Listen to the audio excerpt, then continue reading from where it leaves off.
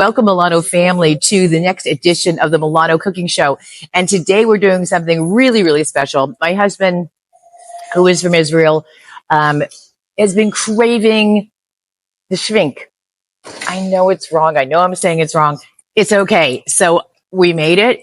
And mind you, in the midst, he showed up and he just changed our whole deal and was cooking it like we were in Morocco. But it's fantastic. Look at these. Absolutely gorgeous. Give it a little taste. So hold on. These are looking super, super juicy. Hold on. Wait. So delicious. You're going to love it. Recipe is below. Stay tuned. See you in a couple minutes. So I don't know how many of you know, but my husband is from Israel. He's actually French and Moroccan. And he is just dying for me to make these. I have never made them before. So you're going to test it out with me, and hopefully it's going to go all well. It's very, very simple. So we've got 8 cups of flour. So we're going to take our 8 cups of flour, and we're going to put it in this huge bowl. Then we're going to take 2 tablespoons of the active yeast. We're going to sprinkle this around. We're going to go with a teaspoon of salt.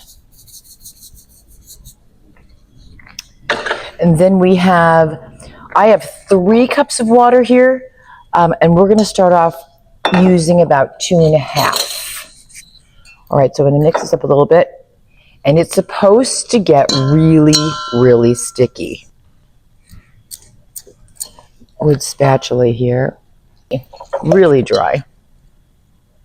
So I'm going to continue adding water.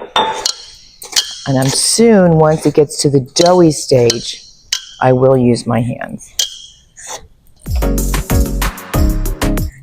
So I'm going to get my hands involved in this, and I'm going to start to knead the dough.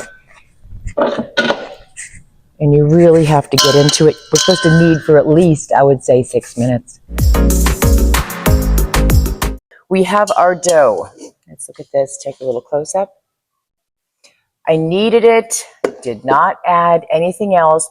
I didn't put oil on my hands when I was doing it. I put a little bit of water, but it's like a nice roundy size. I'm going to cover it with some plastic, and we're going to let it go for about an hour to an hour and a half. I'm thinking an hour and a half could be better, but we'll take a peek. In about an hour and a half, we're going to let it rise, and then we're going to pop it in the oil, and we'll go from there. So we will see you in just a bit. Okay, so we are here now at the stage of putting I've got my little assistant down here. Yeah. Little, We're selling here $150,000-$200,000 kitchen, and I'm cooking here like I'm in. It has to be hot enough. It's need to be traditional.